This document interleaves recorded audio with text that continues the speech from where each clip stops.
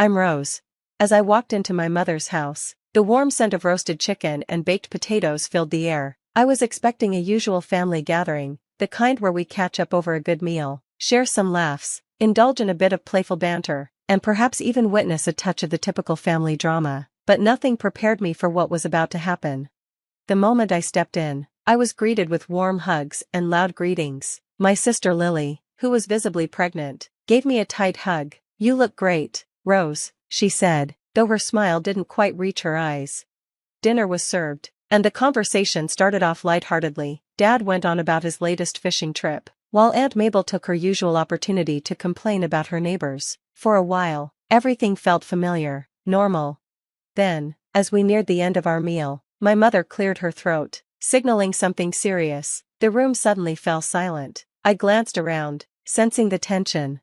"Rose," my mom began, her voice somber, "there's something important we need to talk about." Her words felt heavy, and I noticed Lily avoiding my gaze. My heart tightened. "What is it? Is everything okay with the baby?" I asked, concerned.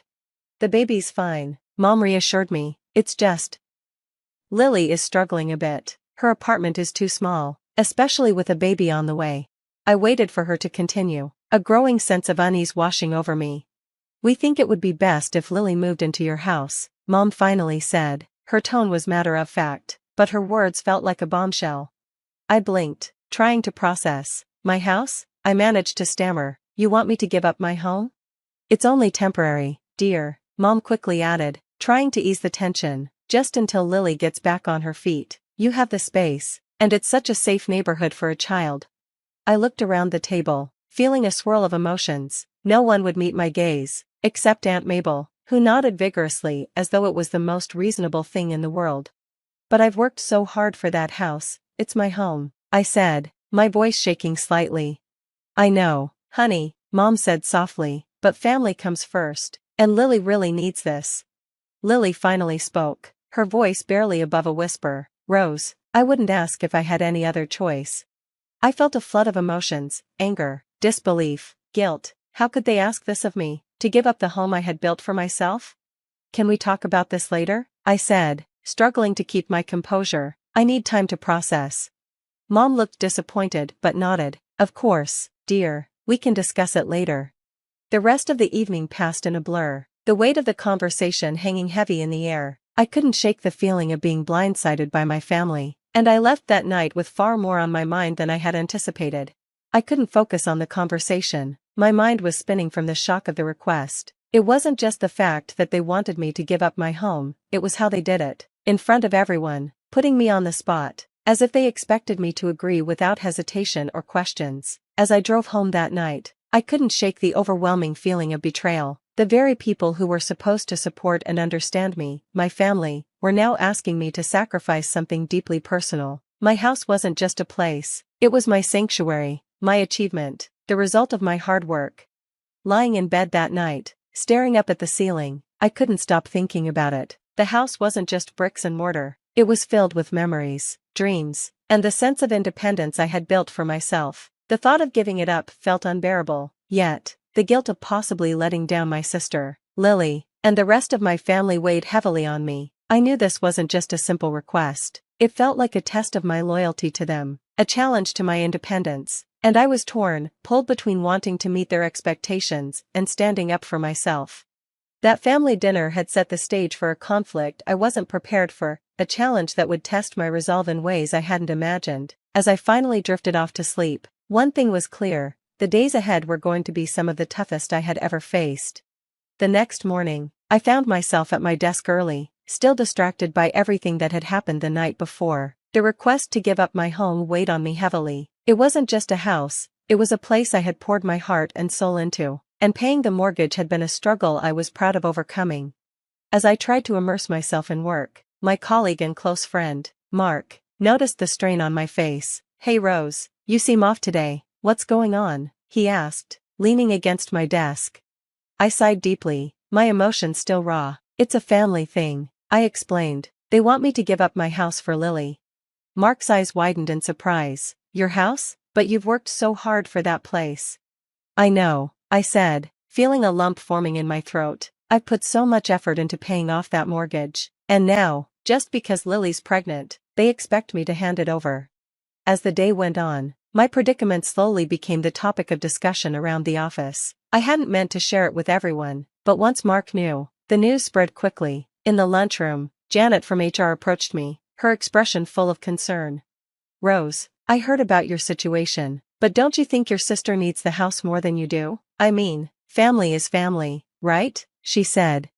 Her words hit me hard. I struggled to keep my composure. "It's not that simple, Janet," I replied. "I've sacrificed so much for that house. It's not just a building to me."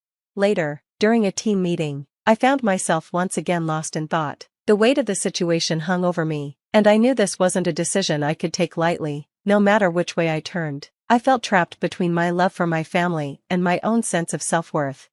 As I sat at my desk, trying to focus, I couldn't help but overhear a hushed conversation behind me.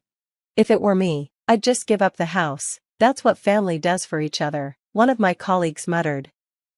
Hearing that made my heart sink. It was disheartening to feel as though all my hard work and dedication were being dismissed so easily. Yet, not all my coworkers felt the same. Some offered sympathetic nods and words of encouragement, clearly recognizing the unfairness of my situation.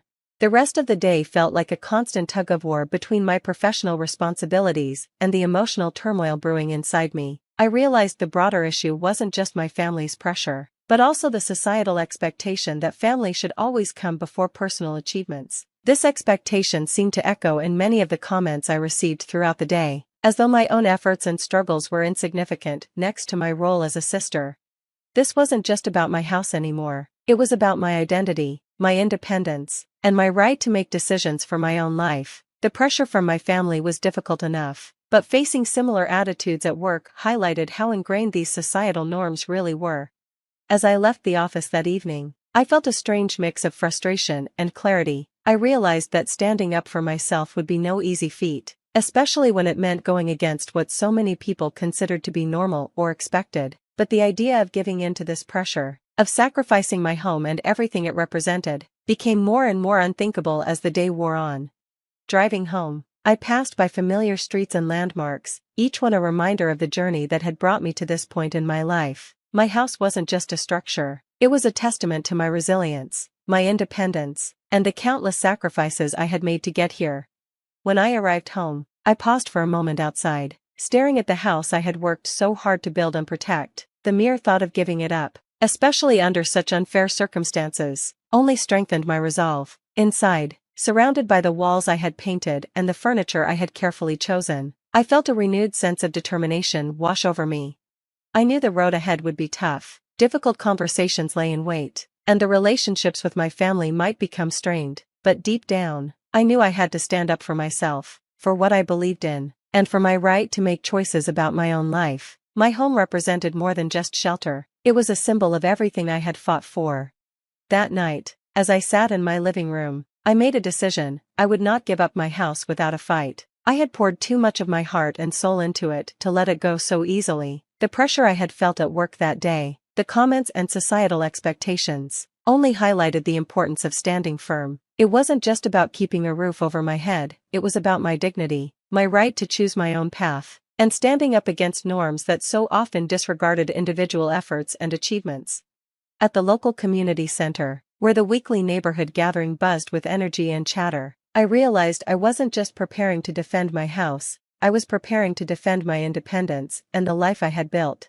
I had always felt a strong sense of community at the local gatherings, but tonight was different. I wasn't just here for the usual chit-chat, I had come seeking advice about the dilemma with my family and my house. Weaving through the familiar crowd, I exchanged greetings with neighbors until, inevitably, the topic came up. "So, Rose, this thing with your sister and your house must be tough," said Bob, my neighbor from 2 doors down, as he handed me a cup of coffee. I sighed deeply, feeling the weight of the situation. "It's complicated. I want to support my sister, but giving up my home, that's a big ask."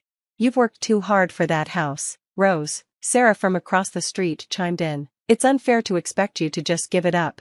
I was grateful for Sarah's support, but not everyone shared her perspective.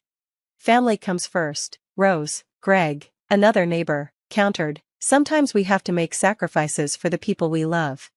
The discussion around me grew as others joined in, their voices rising in agreement or dissent. Some sided with Sarah, while others echoed Greg's view. The debate mirrored the broader societal expectations about family duty versus personal rights. Amidst the buzz, Mrs. Jenkins, an elderly neighbor known for her wisdom and kindness, gestured for me to join her in a quieter corner. Her eyes were filled with empathy as she began to speak. "Rose, I heard about your situation," she said softly. "Many years ago, I faced something similar. My family pressured me to make a sacrifice for my brother. At the time, I thought I was doing the right thing." She paused, a look of regret flickering across her face. "But giving in to that pressure is a decision I've regretted ever since. I didn't just lose something valuable, I lost a part of myself, my independence. It took me years to understand the full impact of that choice." Her words hit me hard. I could see the sincerity in her eyes, and I hung on to every word. "Your home," she continued, "is more than just a house. It's a symbol of your hard work and resilience. If you give it up because of family pressure, you might end up feeling like I did, regretful and diminished." I felt a knot in my chest as her words sank in. "I'm scared of making the wrong choice," I confessed quietly. Mrs. Jenkins squeezed my hand, her grip firm but comforting. "It's normal to feel scared, but standing up for yourself isn't just about keeping the house, it's about honoring your efforts and your decisions. You have every right to choose what's best for you, not just what others expect." A wave of emotion washed over me as her advice settled in. "Thank you, Mrs. Jenkins," I said, my voice thick with gratitude. "Your perspective means more than you know." Leaving the community center that evening, I felt a renewed sense of clarity and resolve. The conversation with Mrs. Jenkins, in particular, had given me the courage I needed. Her story was a powerful reminder of the importance of making choices that reflect my true self, rather than simply bending to family pressure. That night, as I lay in bed, thoughts of the upcoming confrontation with my family circled in my mind. It was going to be one of the hardest conversations of my life, but now, more than ever, I felt ready. I was determined to stand my ground. My home represented more than just a place to live, it was a symbol of my journey, my struggles, and everything I had achieved. I couldn't let it go without a fight. With a blend of nerves and determination, I invited my family over, knowing this would be a defining moment. The living room felt charged with tension as my family arrived. Mrs. Thompson, Lily, Dad, and a few aunts and uncles. Their faces displayed a range of emotions, from curiosity to concern. Once everyone settled in, I took a deep breath. "I've asked you all here to talk about the house situation," I began, my voice steady despite the rapid beating of my heart. "I understand why you think it's best for Lily to move in here, but I've made my decision." Mrs. Thompson quickly interrupted. "Rose, we're family. You should want to help Lily." "I do want to help Lily," I acknowledged, nodding at her, "but giving up my home isn't the answer. I've worked hard for this house, struggled to pay off every cent of the mortgage. It's not just a building, it's a symbol of my independence." A heavy silence followed as my words settled in the air. I continued, turning to Lily. "You're always welcome to come over if you're in a bind, but I can't give up my home. It's not fair to ask that of me." Lily looked down, her face a mix of disappointment and understanding. Mrs. Thompson, however, was less accepting. "Rose, you're being selfish. Family should come before everything else," she said, her tone sharp. Just then, Uncle Jim spoke up, his voice calm and steady. "I think Rose has a point. We can't expect her to give up everything she's worked for. There has to be another way." Aunt Mabel, siding with Mrs. Thompson, added, "But Lily needs a proper home for the baby. Rose has the space." The room erupted into a whirlwind of opinions. Some family members argued in favor of family duty, while others defended my right to my home and my choices. As the discussion heated up, Dad remained silent. Then, finally, he spoke, cutting through the noise. "Enough, this is Rose's decision, we should respect it."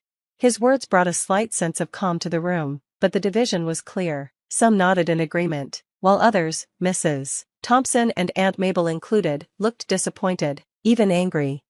As the evening drew to a close, the rift within the family was palpable. Some relatives left in frustration, while others stayed behind, offering support and understanding. Despite the tension, I felt an immense sense of empowerment. I had stood my ground, set a boundary, and claimed my right to make my own decisions. It wasn't an easy choice, and the consequences were real, but I knew it was the right one for me.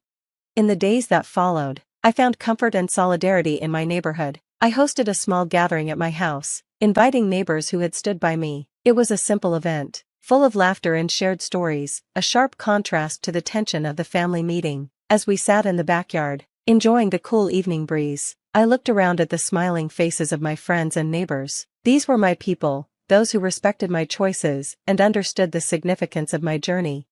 The path had been challenging, filled with doubt and difficult conversations, but it had led me to a place of strength and self-assurance. I had learned the value of standing up for myself, of maintaining my independence, and of choosing my own path. As the evening came to a close, I stood in my home, a place that was truly mine, and smiled. Though the future might hold uncertainty and strained relationships, I was ready to face it all on my own terms, in the sanctuary I had fought so hard to keep. Rose's journey has reached its conclusion, but now I have a question for you. If you were in Rose's shoes, would you have made the same decision to keep your house, or would you have sacrificed your home for your sibling? This situation raises profound themes about family duty versus personal rights. What would you prioritize, and why? We'd love to hear your thoughts, so please share them in the comments below. And if you've enjoyed this story and the important discussion it brings, don't forget to like this video and subscribe to the channel for more engaging content. Your support helps us continue to bring you stories and conversations that matter.